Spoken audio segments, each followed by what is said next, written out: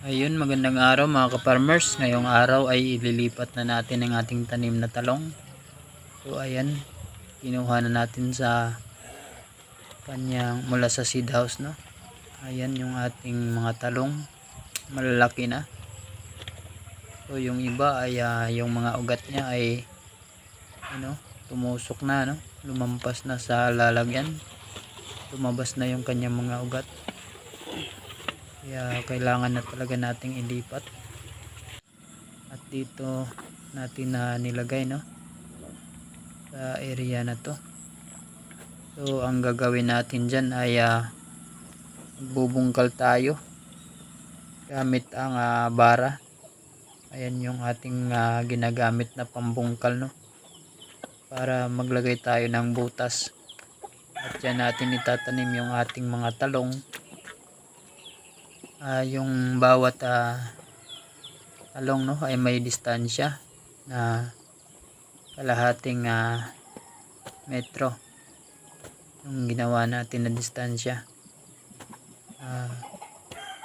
Maulan, no, mabasa yung ating area, kaya medyo maputik yung ating trabaho ngayong umaga mga ka-farmers.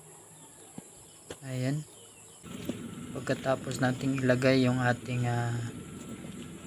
mga butas ay hinakot na natin yung ating mga talong. Yan. At inisa-isa nating nilagay sa mga butas na ginawa natin kanina. Pagkatapos nating ilagay ay itatanim na natin yan, no? So dyan ay magtanim na tayo.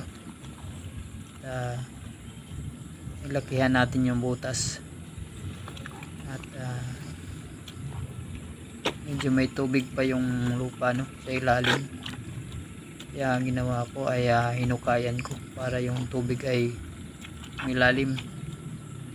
Tapos ay nilagyan ko ng complete sa ilalim, no, yung basal natin at saka lupa. Saka natin nilagay yung talong. Yan. Saka natin nilagyan ng lupa. So ganyan lang yung pagtanim namin ng talong mga ka-farmers, no. Nilalagyan namin ng basal na complete fertilizer, pataba. Katapos ay pagka mayroong compost na lupa ay yun yung pinapaimbabaw namin, no. Katapos na mailagay, ilalagyan natin ng sticking. Yan ay harang sa ating mga tanim para pagka may mga manok na lumapit ay hindi matatamaan yung ating mga tanim. Yan yung protection sa ating tanim na talong, yung sticking na kawayan. At katapos nating ilagay yung ating mga sticking ay kabila naman, no, lahat lalagyan natin yan lahat. So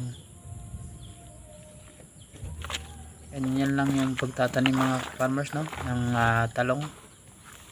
At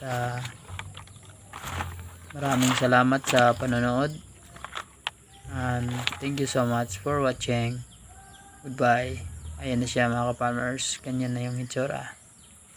Update ko kayo sa susunod na araw. Maraming salamat. Thank you so much.